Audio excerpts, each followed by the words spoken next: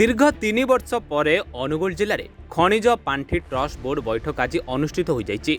विगत वर्ष मानकरे खनिज पांठी विनियोग कर जिले में अनेक गुड़िए बड़ बड़ प्रकल्प आरंभ होता बेले आज पर्यंत ताहा संपूर्ण होना। सहर उपरे निर्माणाधीन थिबा जिला स्टाडियम और कृष्णा सागर परी अनेक उन्नयनमूलक कार्य दीर्घ वर्ष बीती जाइतिले मध्य ताहा संपूर्ण हो पारि नाही। आजिर एही ट्रस्ट बोर्ड बैठक रे समस्त विषय रे आलोचना होइतिबा बेले जेउ ठिकादार माने सहयोग रखुनाहांती एपरिकी बारंबार कहिबा परे मध्य कार्य को संपूर्ण करुनाहांती सेमानंक कार्यादेश रद्द हेबा सह सेमानंक ठारु जोरिमाना आदाय कराजिबो बोली अनुगुल जिल्लापाल अब्दुल एम अख्तर कहिसंती। 15तम जो नुआ डीएमएफ ट्रस्ट बोर्ड जो है से डीएमएफ ट्रस्ट बोर्ड रो आज फर्स्ट मीटिंग है। ये मीटिंग रे जो नुआ गाइडलाइंस राज्य सरकार और केंद्र सरकार नोटिफाई करिसंती ताहाको नै कि विस्तृत चर्चा है।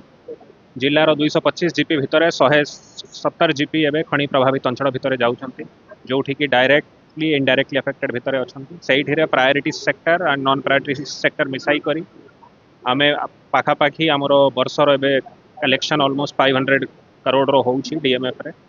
तो निष्पत्तिटा ही निया जाइछि कि आमे गुरुत्व देबु वुमेन एंड चाइल्ड डेवलपमेंट को, एजुकेशन को, हेल्थ को, आउ जो मिसिंग इंफ्रास्ट्रक्चर लिंक अच्छी यहाँ ताहा साथी रे केंद्र सरकार निर्देश अनुसार गोटे पर्सपेक्टिव प्लानिंग माने नेक्स्ट 5 इयर्स पई आमे कोन करबा को चाहू छु गोटे बेस लाइन सर्वे करा जिवो आ से अनुसार नेक्स्ट 5 इयर रो प्लानिंग ता हेबो।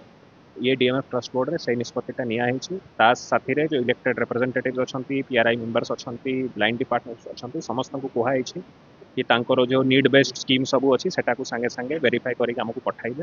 सेटा आसिला परे सेटा कंफर्म करिकि से कामटा आमे संगे संगे टेकअप करिबे। जो डीएमएफ प्रोजेक्ट सब आगरे सैंक्शन हेइथिला बट से सब एबे कंप्लीट हेइ पारिलानी इधर बिकॉज कॉन्ट्रैक्टर माने कोऑपरेट करू नाहंती किंबा जो एजेंसी नै थिला सेटा करि नाहंती से माननकु आमे तांकर जो वर्क ऑर्डर दिया हेछि से वर्क ऑर्डर कैंसिल करा जिवो, पेनल्टी इंपोज करा जिवो आ अदर ये थु से कामटा को कंप्लीट करा जाय। आज तो थिला हमर माइनिंग फंड रो गोटे एग्जीक्यूटिव कमिटी थिला।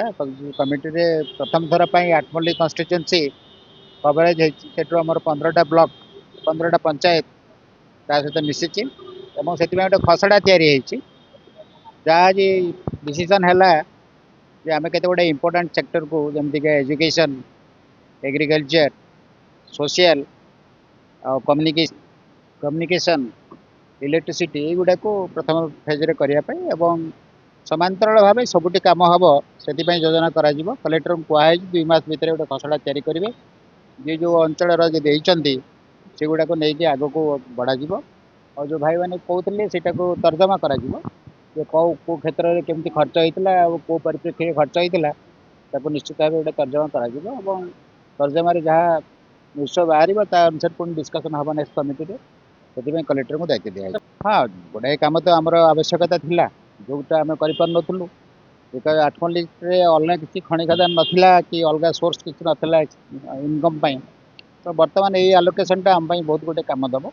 आमर इरिगेशन सुविधा दरकार, आमर कम्युनिकेशन इंटरनल कम्युनिकेशन असुविधा अच्छी, आमर गाँ गहली स्ट्रीट लाइट असुविधा अच्छी, आमर एजुकेशन स्कूल घर आवश्यकता अच्छी। तेणु गोटे भल भाव करने नुह खाली आठमल्लिक से कम हम आमर डिस्ट्रिक्ट रे प्राय 75% पंचायत आ द्वारा कवरेज होती भावुची ये पैसा रे बहुत गोटे भल काम हम। अनुगुल्लु Sudhakar Sahu report reporters today.